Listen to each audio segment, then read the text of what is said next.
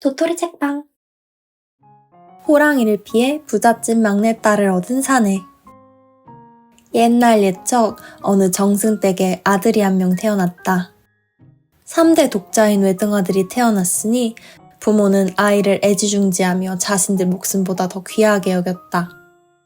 그러던 어느 날 스님 한 명이 마당에서 뛰어노는 아들을 보더니 혀를 끌끌 차며 단식했다. 가엾게도 되었구나. 네? 스님? 그게 무슨 말씀이십니까? 우리 아들에게 무슨 문제라도 있습니까? 스님은 쉽사리 입을 떼지 못하고 망설이는 기색이 역력했다. 마음이 초조해진 부모가 스님을 다그쳤다. 스님, 괜찮으니 솔직하게 말씀해 주십시오. 에휴, 그렇다면 신뢰를 무릅쓰고 말씀드리겠소. 이 아이는 호랑이에게 물려 죽을 팔자입니다. 청청병력 같은 스님의 말에 부모는 가슴이 덜컥 내려앉는 듯했다. 아이 어머니의 눈에는 어느새 눈물이 그렁그렁했다. 그럼 어떻게 해야 호환을 피할 수 있겠습니까? 아이가 집을 떠나 저를 따라온다면 살 방법을 찾을 수도 있을 것입니다. 오, 불쌍한 내 아들. 아직 어리기만 한 아이를 멀리 떠나보내야 한다는 말에 부모는 가슴이 아파 아들을 부둥켜 울고 내내 울었다. 하지만 무엇이 됐든 호랑이에게 물려 죽는 것보다는 낫겠다 생각해 부모는 결국 아이를 스님과 함께 떠나보냈다. 스님과 길을 떠난 아이는 절에서 생활하게 되었다. 하루는 법당에서 밤을 보냈는데 스님이 아이에게 말했다. 아이야, 오늘은 저 불상 밑에 들어가서 자거라. 아이는 영문을 몰랐지만 스님의 말을 따르기로 하고 밤이 되자 불상 아래 들어가 앉아 있었다. 그런데 어떤 스님 5명이 법당으로 들어오는 것이었다. 스님들은 법당 구석구석을 둘러보았지만 불상 밑에 숨어있는 아이는 발견하지 못하였다. 곧 자기들끼리 아쉬워하며 대화를 나누는 소리가 들려왔다. 쳇, 그 중이 벌써 어디론가 빼돌린 모양이군. 오늘 먹을거리를 놓쳤으니 아쉽게 되었어. 아이가 살짝 내다보니 그 5명의 옷자락 아래로 호랑이 꼬리가 빠져나와 있는 것이 아닌가? 스님으로 둔갑한 호랑이들은 곧 법당을 빠져나갔고 아이는 그렇게 첫 번째 호환을 피할 수 있었다. 다시 길을 떠난 아이와 스님은 길에서 다른 한 소년을 만나 일행이 되었다. 셋이 생활하다 보니 준비한 식량이 금방 떨어지고 말았다. 스님, 저희가 마을로 가서 먹을 것을 구해오겠습니다. 좋다. 대신 오늘 간 집에서 무엇을 주어도 절대 먹어서는 안 된다. 네, 알겠어요, 스님. 아이들은 마을로 들어가 한 집을 찾아갔다. 그런데 두 아이가 들어간 집에서는 상다리가 부러질 듯이 어마어마한 진수성찬을 차려 아이들을 대접하는 것이었다. 아이는 스님이 당부한 대로 아무것도 먹지 않고 꾹 참고 있었지만 길에서 만난 아이는 유혹을 참지 못하고 차려진 밥을 실컷 얻어먹고 말았다. 얘, 안 된다. 스님께서 먹으면 안 된다고 하셨잖니. 그런 건 다 우리가 가져온 음식을 자기만 먹고 우리는 못 먹게 하려는 수작일 게 뻔하잖아. 나는 앞으로 여기서 살 테니 너나 돌아가거라.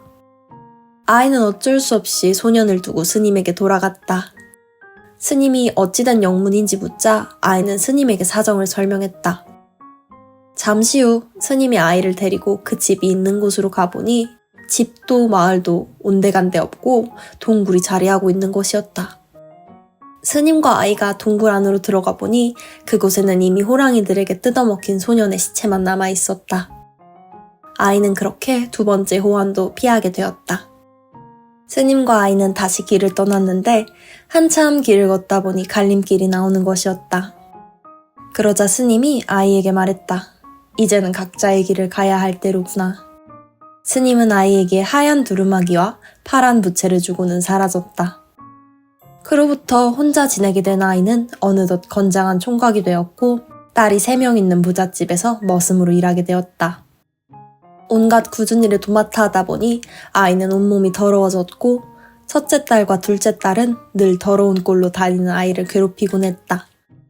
아우, 냄새나. 너는 꼭 신발 바닥처럼 더럽구나.